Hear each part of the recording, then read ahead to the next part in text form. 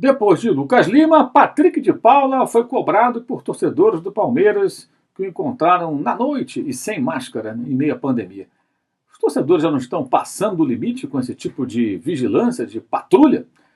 O Flamengo agora vai até a Justiça Desportiva para evitar que a CBF lhe tire Pedro, convocado para os Jogos Olímpicos. Existe uma saída para essa situação, para esse teórico impasse? E o São Paulo, depois de vencer o Campeonato Paulista, até fazendo boas partidas, mostrando bom futebol, está na zona de rebaixamento. São 5 jogos, apenas 2 pontos ganhos. O que aconteceu? Por que caiu tanto o São Paulo? São os temas do nosso papo de hoje. Vai até o final do vídeo. Primeiro, o Lucas Lima foi abordado por um grupo de torcedores do Palmeiras, de forma até muito agressiva, encontrado num programa noturno no meio da pandemia, e muita gente sem máscara, aquela história toda. Os torcedores, em tom ameaçador, esse vídeo circula pela internet até hoje, deram uma, digamos, enquadrada no meio-campista. Bem, depois do experiente jogador, foi a vez do jovem Patrick de Paula também viver esse tipo de situação.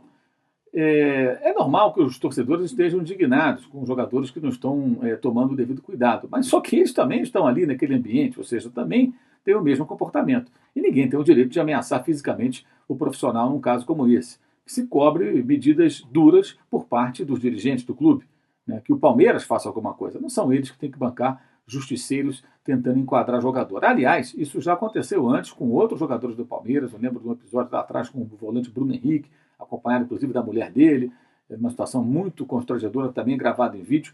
Isso pode até dificultar o Palmeiras no médio prazo, porque alguns jogadores que o Palmeiras queira contratar, entre jogar no Palmeiras e jogar no outro clube, o cara pode fazer opção por um outro clube que tem uma proposta parecida, justamente por conta dessas ameaças, justamente por conta desse tipo de comportamento de alguns palmeirenses. Isso não vai levar a nada. Eu acho que a indignação ela é pertinente, mas essa maneira de agir, obviamente, faz com que eles até percam a razão que eventualmente tenham. E os jogadores, obviamente, estão completamente errados, não é a primeira vez, já aconteceu com outros, no próprio Palmeiras, Luiz Adriano se envolveu num pequeno acidente de trânsito, estava infectado, saiu para levar a mãe do mercado, enfim, uma situação a mais.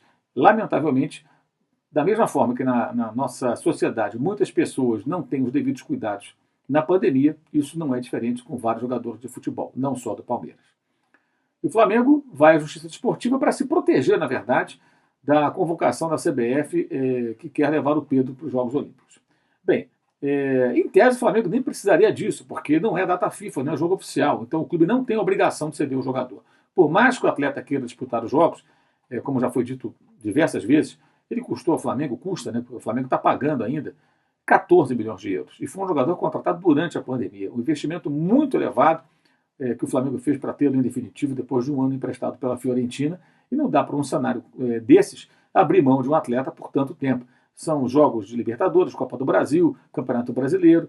E o Pedro, embora não seja titular absoluto, é o jogador maior investimento do Flamengo para justamente o quê? Ter elenco e poder cobrir os buracos deixados por lesões, suspensões e, principalmente, convocações da CBF. E ainda fica faltando jogador para manter o nível mais ou menos próximo, porque são várias convocações da CBF e de outras seleções.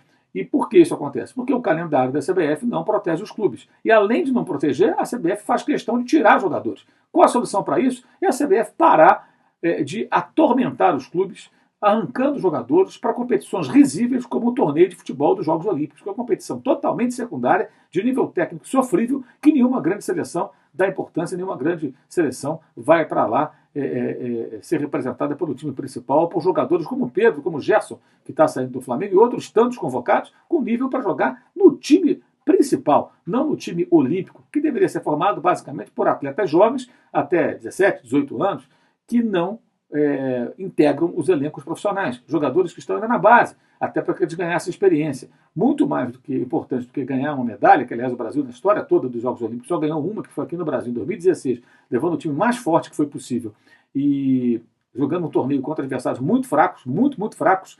Ou seja, mais importante do que isso seria o quê? Você dar cancha, experiência internacional para jogadores jovens. E aí a Olimpíada até poderia atender essa expectativa. Isso tudo é absurdo. A CBF tem que parar de atormentar os clubes com seu claro egoísmo. São Paulo venceu o Campeonato Paulista e caiu muito de rendimento. 2 pontos em 15 possíveis, mais uma derrota nesse fim de semana para o Santos. Bem, uma das explicações, os desfalques. São muitos desfalques.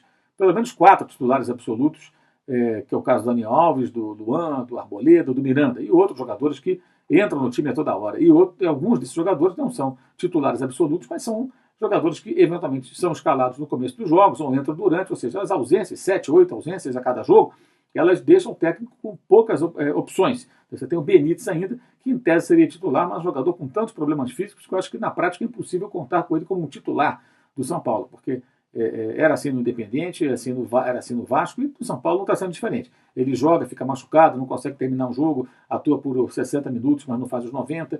Ele tem problemas físicos já há muito tempo, que é uma pena, né? Agora, o São Paulo, quando contratou, certamente já sabia disso, porque esse perfil, esse currículo dele, todo mundo já conhece. Era assim na Argentina e era assim que no seu time aqui no Brasil, Vasco da Gama. Fora isso, fica claro que o Crespo e o São Paulo meio que se perderam.